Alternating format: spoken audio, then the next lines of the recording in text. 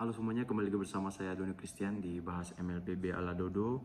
Mohon maaf videonya agak telat dan ini bakalan direkap dari hari Sabtu dan juga hari Minggu, yaitu hari kedua dan hari ketiga di minggu yang ke-8 karena satu dan lain hal, karena ada kegiatan dan sebagainya. Jadi kita langsung mulai aja di hari Sabtu di match yang pertama antara tim Liquid dengan Geek Fam dengan skor 2-1. Ya, kalau teman-teman bisa ingat, kalau judul dari kalau teman-teman lihat storynya dari PBSI atau segala macam, bahasa dari matchnya tim Liquid kalau bermain di MPL itu adalah tryout. Jadi kalau teman-teman ingat zaman sekolah dulu, kalau tryout itu adalah uji coba, tes sebelum misalnya ujian nasional gitu. Jadi wah, itu sangat mengerikan sih kalau judulnya itu adalah tryout. Jadi seakan-akan MPL ini sebagai ya latihan aja gitu, dan nggak tahu memang dari awal MPL atau bahkan nggak tahu dari pertengahan MPL atau bahkan dari awal MPL itu tuh udah memang bahasanya tuh tryout kayak gitu. Jadi memang untuk uji coba aja kayak gitu. Itu sangat mengerikan sih. Jadi mereka udah main nothing tulus karena memang mereka udah diibaratkan udah memang menyimpan strat dan juga memang untuk latihan kayak gitu. Jadi tryout tim Liquid. Teman-teman bisa lihat juga dari match-match sebelumnya, dimana kalau tim Liquid bermain itu yang kalah yang lost streak itu tuh mereka itu bisa kayak kelihatan nggak ada chemistry-nya dan kelihatan nggak ada komunikasinya sama sekali. Tapi di match-match akhir yang mereka pertama kali mendapatkan kemenangan itu kelihatan beda banget loh, kok bisa satu tim berubah sedemikian rupa kayak gitu. Jadi menurutku memang mereka udah waktunya untuk tryout untuk beneran serius. Jadi ya memang tim Liquid memang kuat aja gitu. Terbukti di match pertama one sided game, terus di game kedua meskipun Geek bisa membalikan keadaan, tapi lihat move-nya Kabuki dengan Haritnya bisa langsung flicker zaman force ke belakang dan juga yang ngincar backline-nya, meskipun udah terlalu one sided game dari sisi Geek Fam. Tapi itu satu move yang memang kalau tim yang serius itu bakalan main kayak gitu. Jadi tim Liquid itu sebenarnya bisa main guys. Jadi cuman mereka tidak menunjukkannya aja di uh, ya di MPL ini. Mungkin memang mereka sengaja bakar season ini gitu. Nah, ya di match ketiga comeback. Ya tim Geek Fam memang lagi under aja. Entah gimana komunikasinya, tapi menurut aku tim Geek Fam memang lagi under aja kayak gitu. Ya meskipun Mikets beneran masih serius ya, semua player di Geek Fam pun masih serius, cuman kelihatan yang lumayan agak mencolok itu Mikets sangat masih tryhard banget. Untuk match yang pertama. Match kedua RRQ versus AE. Game pertamanya one sided dimana AE sangat mendominasi dari tim RRQ. Game kedua harusnya itu bisa menjadi gamenya RRQ karena gimana ya, dari segi game flow dari early sampai midnya itu tuh dipegang banget sama RRQ, dan AE juga udah blunder ibaratnya mereka kalah perang terus datang satu nyusul nyumbang nyawa, kalah war nyusul satu gitu terus, jadi nyumbang nyawa terus. Tapi satu momen, menurutku momen krusialnya di menit 18 atau menit 19 tuh kalau nggak salah aku, momen dimana Kiminya Hijume ultimate ke Diren di area Lord bawah, terus dia nggak pakai flickernya. Aku nangkap sih pikiran Diren, ibaratnya dia mau coba habis CC nya Kimi baru dia langsung pakai vengeance tata gitu kan, sat. Cuman dia nggak respect kalau udah di match gitu, satu kali orang dead aja itu tuh respon time lama, apalagi dia di hero momentum Arlot kan. Jadi abis kena traction impulse terus dikombo sama skill CC Kimi, terus disambut ternyata sama Nino kan, flicker Poveus kan, flicker skill 2 langsung chain combo, langsung mati daerahnya. Udah langsung situ langsung belok semua karena nggak ada yang bikin hero momentumnya, ada lagi tinggal idok aja kan. Ya itu di satu momen krusial itu menurutku itu gamenya RRQ harusnya, cuman ya nggak respect aja sama damage-nya Kimi apalagi dari late game, dan tahu Kalau di AE itu draftnya diberatkan untuk hard carry-nya di arah Kimi gitu, di arah Yume. AE bisa ngeharas RRQ 2-0 gitu ya. Match ketiga BTR versus Onyx, akhirnya win streak dari Onyx bisa terpecahkan oleh BTR. Expect sih bakalan menjadi gamenya BTR karena kita komentarku sebelumnya matchnya BTR aja itu tuh dia gameplaynya udah mirip Onyx. Komentar aku terhadap gameplaynya BTR ya sangat solid, dimana mereka dari segi body blocknya, TB-in damage dari towernya, terus chain combonya, comsnya kayak flawless banget, udah mirip kayak Onyx gitu. Jadi nggak heran kalau dia bisa mencuri poin dari gamenya Onyx gitu ya, bahkan match Onyx gitu. Dan juga menurut aku Onyx juga masih menyimpan safe strat, bedanya dengan Liquid. Mereka safe strat tapi masih bisa menang dengan strat meta lama gitu. Kenapa aku bilang safe strat? Sementara ini God Laner, tim-tim lain sudah main dengan God Laner Fighter, sementara Scalar masih seputar marksman dan match. Kalau teman-teman bisa lihat sampai match BTR kayak gitu.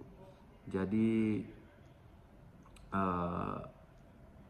ya mungkin dia masih mau coba paksa safe strat sampai semana batas maksimal mereka lose streak gitu ya, sampai akhirnya bisa pecah telur, baru mereka itu terbukti nanti di match berikutnya Onyx EVOS, nanti pembahasan ini gitu ya. Kita sudah melihat mungkin gambaran besar dari final MPL final playoff, grand final playoff MPL IDC 16 yaitu BTR Onyx. Harusnya dari segi power dan dari segi gameplay, tapi kita nggak tahu kuda hitam dari tim-tim lain bisa menumbangkan Onyx even menumbangkan BTR even Onyx, sehingga mereka tidak menjadi perwakilan Indonesia untuk ke M7 kayak gitu. Match hari Minggu, di match pertama antara RRQ versus Dewa, di mana Dewa kombonya sangat menarik tuh, Elise Zetian ya. Jadi Elise ulti flicker dan di follow up sama Zetian ya. Di follow up sama Zetian, itu kombonya gila sih, itu chain sisinya bagus banget, terbukti warp sampai mid game. Tapi call jeleknya ada di lot terakhir, dimana HC-nya Muiza udah split di bawah ya. HC Muiza udah split di bawah. Harusnya bisa end game, ibaratnya split push aja, HC-nya bisa dorong bawah. Jadi tim RRQ mau nggak mau lepas Lord. Jadi menurutku call-nya gini, call-nya udah incar orang aja, jangan kena pukul Lord. Incar orang aja, jangan sampai ada yang recall. Ada Zetian, ada ISS, jadi masih bisa untuk cancel recallnya mereka. Sementara HC kan attack speednya kenceng, jadi bisa split. Apalagi dari menit 18-19 otomatis ya turret itu kan bakalan gampang pecah gitu. Artinya bisa in game. Ibaratnya HC clear minion cepat, clear turret pun cepat gitu kan, rayap tower gitu kan. Tapi callnya malah HC-nya maunya ikut perang kayak gitu. Wah, itu menurutku callnya lumayan jelek banget. Terus terbukti dia mau dapatkan si Toy 1-1, tapi idoknya udah ready untuk spam pencet ini ultimate-nya Franco ya kan, supaya HC-nya tergigit. Terus ya udah, mereka nggak ada badan yang beneran badan. Terus ya udah, gamenya jadi gamenya RRQ. Harusnya itu gamenya diamankan oleh Dewa. Itu ibaratnya itu callnya harus gitu, nggak usah pedulikan Lord, tahan, perangin aja, kiting. Ada yang mau recall, ada ISS dapat vision, kalau ternyata yang recall dan agak jauh, recallnya udah selesai, Zetian ultimate supaya tercancel, dapat itu, aku yakin dapat itu. Mereka jalan kaki kejar aja, ISS movement speednya cepat gitu, harusnya bisa. kalau teman-teman lihat lagi matchnya gitu ya. Di match kedua kembali lagi menurutku salah callnya di Muiza lagi ya, mungkin ini karena jam terbang Muiza aja. Posisi under Kalea dia bisa selamat dari guntingannya RRQ dengan konsil dan juga skillnya bisa lari. Namun posisi kalah dia lah masih mau coba culik Rins, Lunox. Dia udah dapat tuh. Otomatis kalau udah di Tsunami Slam sama Kalea, otomatis yang lain pasti follow up dong. All in ke Lunox, Lunoxnya masih bisa flicker karena perbedaan goldnya lumayan. Ya udah all in. Sementara tim RRQ masih ada Lord. Posisi defense mereka, ya udah nggak ada resource skill lagi untuk defense, ya udah otomatis kalah. Itu call terjelek menurutku. Udah posisi defense ya udah nggak usah ngapa-ngapain, udah defense aja. Kalau mau itu memang harus all in aja gitu. All in semua. Tadi soalnya terpecah tuh yang all in ke depan tuh cuman si Ray aja gitu. Jadi nggak ada resource skill tuh. Udah Treasures ke depan, udah ultimate, udah lempar kapal, tapi ada yang callnya untuk defense clear minion. Ya itu apalagi posisi under kan, ya mau nggak mau itu pasti menjadi gamenya si RRQ. Game match kedua EVOS versus Onyx. Nah ini kelihatan banget ya, banyak orang bilang ini derby internasional, even MPL nya juga mengkategorikan mereka derby internasional karena ya memang pengalaman mereka yang paling banyak mewakili Indonesia ke internasional. Tapi menurutku ya gap mekanik jauh banget, gap makro jauh banget, gap skill mikro jauh banget. Kelihatan dari Erlan pakai banenya ke pick off, gampang ke pick off. Habis itu tim Onyx udah mengeluarkan meta fighter god lane kan dari Skylar, ibaratnya Skylar dia pakai Cici, pakai Esme. Wah itu udah mau serius, udah mau diikuti meta itu Onyx gitu kan. Kebanting jauh banget lah, kebanting. Kerasa banget kayak EVOS-nya jiper ke lihat Onyx, gameplay Onyx gitu. Jadi jauh lah gapnya jauh banget. Even kalau lawan BTR pun kayaknya EVOS bakalan kalah gitu dengan gap sejauh itu ya. Dari segi majuin minionnya, ya segi perangnya kalah terus EVOS di perangnya. Ya posisi god lane di sini udah bagus-bagus, tapi positioning dari Erlan kebanting banget sama Skylar gitu. Itu sangat jauh sih dari segi mekanik dan juga makronya gitu. Kalau dari gamenya EVOS dan juga Onyx ya nggak heran kalau 2-0 dari tim Onyx gitu ya. Match terakhir di hari Minggu, Navi versus Geek Fam. Menurutku ya memang posisinya kayak gitu under ya. Navi memang deserve untuk masuk playoff, terutama highlightnya tuh untuk aku lupa di match berapa, match pertama atau match kedua, di mana mereka tukar, kayaknya match kedua deh, mereka tukar Apro sama Cars, mereka mati. Cuman Andoryu-nya Hayabusa tuh dari backline nggak ikut perang dulu, dia tahan dulu. Jadi semua skill source-nya dari Geek Fam udah habis untuk pick off Cars dan juga Apro.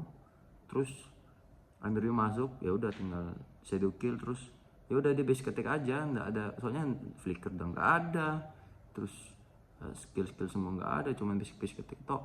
Ya Hayabusa udah late game, basic attack pun sakit gitu. Itu sahabat callnya bagus sih. Perang-perangnya Navi masih kurang rapi dikit, tapi ya better than Geek Fam gitu. Geek Fam lebih blunder dan decisionnya terakhir itu bagus banget ya. Mereka perangin orang karena udah tau late game dapat Lord pun tidak menjamin bisa bakalan menang. Sementara Makeits-nya fokus ultimate pakai Joy ya, Rhythm of Joy kan ke Lord supaya dapat Lord, sementara yang lain fokus ngincer orang dari tim Navi. Itu call bagus banget. Jadi shout out untuk Navi, memang deserve untuk kemenangan 2-0 melawan Geek Fam kayak gitu. Mungkin itu aja